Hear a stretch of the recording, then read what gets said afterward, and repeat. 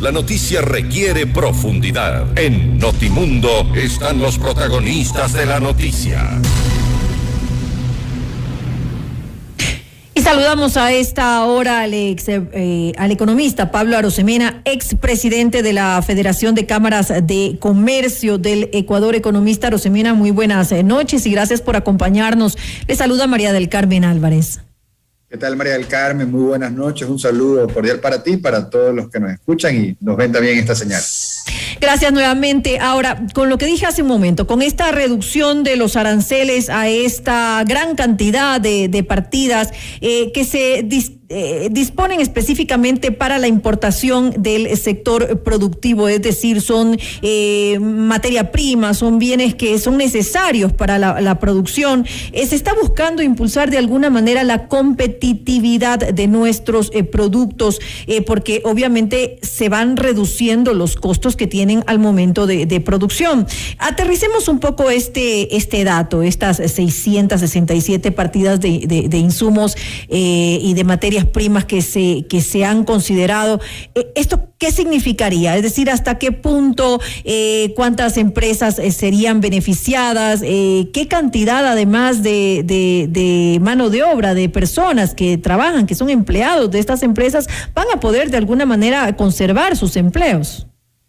Claro, bueno, lo primero que hay que decir es que la medida que se ha tomado el día de hoy es una medida positiva para todos, para el país, para la producción, para la inversión, para el consumo, para la industria, para el comercio, pero sobre todo para la ciudadanía en general. ¿Por qué? Los aranceles son los impuestos a las importaciones. Entonces el arancel encarece los productos. Cualquier tipo de producto que compramos que tiene un arancel, o peor aún, si hay maquinaria, bienes de capital, insumos de producción, que para elaborar las cosas se requieren esos equipos que tienen aranceles, los terminamos pagando los consumidores cada día que estamos en la calle comprando lo que necesitamos. Y los aranceles están por todos lados. A veces uno piensa que es algo lejano, pero es algo muy cercano. Sobre la ropa, sobre los vehículos, sobre las máquinas para producir, están por todos lados. Entonces, lo que se ha planteado en este momento es una primera reducción arancelaria y es un buen primer paso, es una muy buena señal. Fíjese que lo que se ha hecho ahora, ¿por qué no lo hizo el gobierno anterior o el anterior? Bueno, porque no tenían una visión de poner en el centro al ciudadano y abaratarle la vida, porque todos sentimos que Ecuador es un país, a veces decimos, no es que es caro, es carísimo el Ecuador, caro para producir, para consumir, caro para invertir. Entonces, bajar los aranceles le sube la economía particular de cada ciudadano. Ahora, pongámosle un poco de números a esto de aquí. Los aranceles, la recaudación tributaria por concepto de aranceles, le significa al gobierno algo así como 1.500 millones de dólares. Números gruesos, eso es como un 10% del total de la recaudación tributaria que tiene el gobierno. Entonces, es buena plata que le ingresa al gobierno por concepto de aranceles. Esta reforma arancelaria, si la valoramos, es decir, cuánta plata va a dejar de recibir el gobierno con esta bajada de aranceles, estamos hablando de una cantidad que es alrededor del 12% de esos 1.500 millones de dólares, es decir, unos 180 millones de dólares. Entonces, es menos plata que va a recibir el fisco, pero esa plata va a estar ahora en el bolsillo de la gente, lo cual estimula la producción y justo lo que tú comentabas hace un momento, contribuye a que las empresas puedan sostener los empleos que tienen, que es importantísimo. Ahora, economista, ¿se podría pensar que esto de una u otra manera significa un sacrificio fiscal? Porque mal que bien son 180 millones de dólares aproximadamente. Sin embargo, si realmente se maneja de forma adecuada, va a haber mayor consumo y de alguna manera el mismo Estado va a resultar beneficiado. ¿Por qué? Porque se va a ver reflejado en un mayor ingreso, digamos, por impuestos como el IVA, cuando haya mayor consumo, por ejemplo. Correcto. Entonces, bajando aranceles decimos sube la economía, pero no solamente sube la economía del ciudadano, sino que también, como tú bien mencionas, se da un efecto de dinamismo económico. La maquinaria económica empieza a rugir. Y esto es sencillo porque pensemos, si algo está caro no lo compro, si es que lo puedo evitar comprar, ¿no? Si algo está barato lo compro. Entonces la persona que recibe mis dólares se da la vuelta y empieza a circular esa liquidez.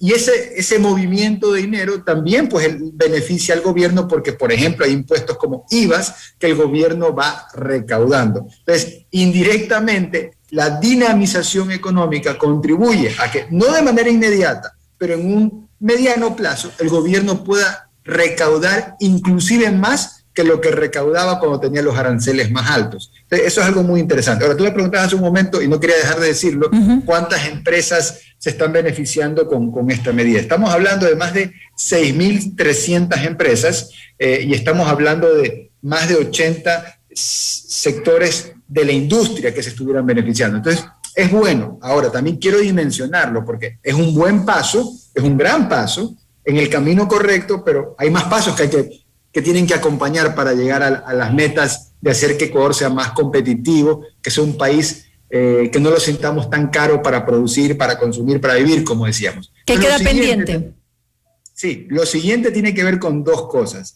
Primero, aranceles mixtos. Segundo, aranceles sobre bienes de consumo. ¿A qué me refiero con aranceles mixtos? Hay un tipo de arancel que es el primo hermano de los aranceles comunes y corrientes, que es un primo malvado, el arancel mixto, que consiste en que aparte del porcentaje que el Estado impone, en el gobierno anterior, en la época del correísmo, que se crearon estos aranceles mixtos para ciertos bienes, como por darte un ejemplo, zapatos, pero así como digo zapatos, te puedo hablar de cerámica plana que uno utiliza para construir una casa, para tener en el piso de una casa. Entonces, desde bienes tan distintos, desde zapatos hasta la cerámica plana, por darte un par de ejemplos, el correísmo se inventó que aparte del arancel ad valorem, o sea, es decir, aparte de 20, 30% de lo que cuesta el producto, clavarle un arancel, le iban a poner otro arancel más, pero como la OMC, la Organización Mundial del Comercio, pone un techo y no te permite que te pases el techo, crearon un factor y decir, ahora estos productos van a pagar, aparte del arancel ad valorem, X dólares por unidad. En algunos casos por peso, en otros casos como zapatos por par. Entonces, cuando tú sumabas el porcentaje de arancel más los X dólares por unidad que se inventó el correísmo, eso se llamaba el arancel efectivo. Y ese arancel efectivo era mucho más que la barrera o el techo que impone la Organización Mundial del Comercio. El correísmo violó el techo de la OMC con esta zapada. Pero entonces, este arancel mixto no establece de alguna manera justamente un valor mínimo y un valor máximo que se da como opción dentro de esta figura. No, en la práctica se fueron todos al máximo y, como digo, se rompieron los techos y en la práctica el arancel efectivo para bienes, como decíamos, tan dispares como pueden ser zapatos o en el caso que hablaba de cerámicas de piso, era mucho más, o es mucho más, porque todavía está vigente, que lo que define la OMC como reglas del juego claro. Entonces yo digo, ahí hay una tarea pendiente que espero que en siguientes pasos se pueda perfeccionar. Y lo otro que mencionábamos, el otro espacio para mejora, me parece, en una reforma arancelaria, tendría que ver con bienes de consumo. Cuando hablamos de bienes de consumo, pensemos en cosas que utilizamos en el día a día, que son muy caras y que muchas veces la gente dice, no, mejor la compro en el exterior. Y cuando la gente las compra en el exterior, esa plata se queda afuera, ¿no? Esa plata no da la vuelta aquí adentro. Entonces, ahí también hay un espacio para mejorar. Pero en resumen, la medida es positiva, apuntala al Ecuador en el futuro. Dejamos atrás ese pasado de las restricciones y avanzamos en un camino de libre comercio, lo cual es positivo para todos, sobre todo para generar más y mejores empleos. Ahora, ¿qué pasa cuando se ha utilizado en muchos países como el nuestro, en algunas ocasiones, los aranceles, justamente para proteger, digamos, a la industria nacional en una línea de política de proteccionismo que se ha dado de alguna forma. Es decir, más que ser una medida recaudatoria, se ha tratado de manejar de una forma disuasoria, es decir, tratar de evitar que se importen y que la gente pues pueda comprar productos nacionales. ¿Hasta qué punto eso es real? Bueno, eso es lo que se ha hecho y en resumen yo diría, eso no funciona. Uh-huh. No funciona en el sentido de que la industria a la cual se pretende proteger nunca deja de necesitar la protección, porque así pues hay industrias que llevan 40 años protegidas y otras llevan 10 años y otras 14 y otras 5. Entonces, en teoría, en papeles, tú proteges y el bebé aprende, digamos, a correr por sí solo y vuela. En la práctica, realmente la industria protegida se malacostumbra a la protección, que es en desmedro de los consumidores, porque es el consumidor, y productores protegidos son unos pocos, uh-huh. Consumidores desprotegidos somos todos los que terminamos pagando la factura de pagar cosas con sobreprecio, es decir, algo más caro de lo que costaría en un libre mercado. Y al final, lo mejor es la evidencia empírica de que los países que se desarrollan son aquellos que juegan el juego de la libre competencia. Pensemos en el fútbol, ahora que estamos de nuevo con el tema futbolístico, como que el Ecuador no quisiera competir en el mundo. Bueno, si no compite con el mundo, resulta que no vamos a jugar mejor las eliminatorias, vamos a jugar peor. Uh-huh. Si competimos en el mundo, si los jugadores de los clubes ecuatorianos juegan la Copa Libertadores, bueno, salimos a jugar en el mundo, resulta que somos más competitivos, más experimentados y vamos a ganar más campeonatos. Entonces es lo mismo con el comercio y la producción. En resumen, yo diría que la industria protegida es un mito el pensar que algún día ya no va a necesitar la protección. Siempre va a necesitar, y eso siempre va a ser a costa de los ciudadanos ecuatorianos. Además, para la industria, para la industria nacional se podrían tomar otras medidas, digamos, algunos incentivos que puedan resultar mucho más atractivos y de esa manera, pues, darles valor agregado. Esa es la clave. O sea, pongámoslo de esta manera. Esto es como en el mundo normal, de que para que una persona le vaya bien, no le tiene que ir a otro mal. Uh-huh. ¿No? Había un sociólogo alemán, Helmut Schroeck, que decía que la definición de envidia es la persona que cuando ve que su vecino se rompe la pierna, él piensa que ahora él va a caminar mejor.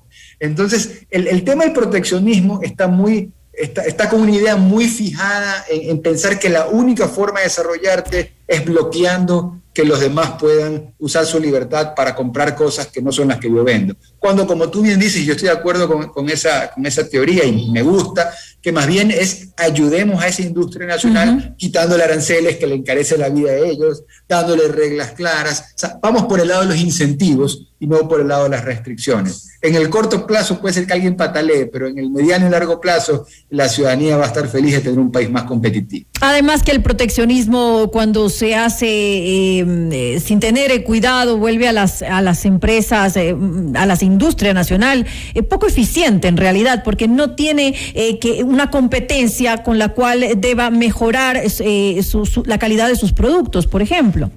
Es como tener un hijo de 40 años en la casa y todavía uno le pone, digamos, el babero, le saca los gases y uno lo lleva a la fiesta y uno lo mantiene, ¿no? Entonces eso no acaba nunca.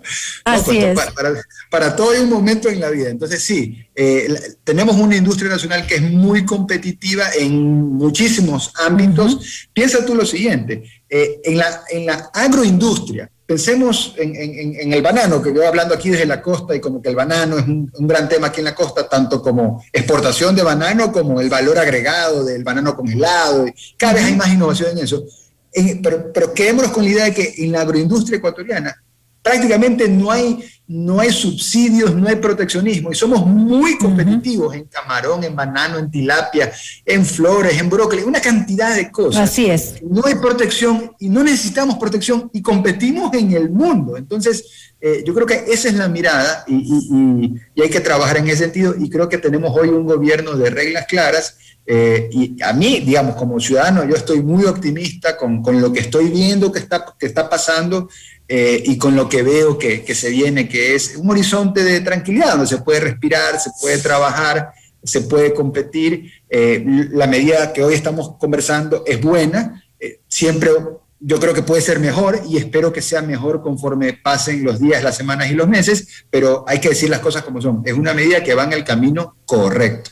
Excelente, qué buenas noticias entonces con esto. Esperemos pues que se pueda potenciar la productividad en el país, que es hacia donde se dirige esta medida, y que haya una reactivación económica que tanto necesitamos, y que obviamente lo más importante, esta genere nuevos puestos de trabajo, nuevas plazas de empleo para nuestros ecuatorianos. Queremos agradecer al economista Pablo Arosemena, él es expresidente de la Federación de Cámaras de Comercio del Ecuador, por habernos acompañado en esta entrevista. Gracias, un abrazo. Lo mismo, hasta luego.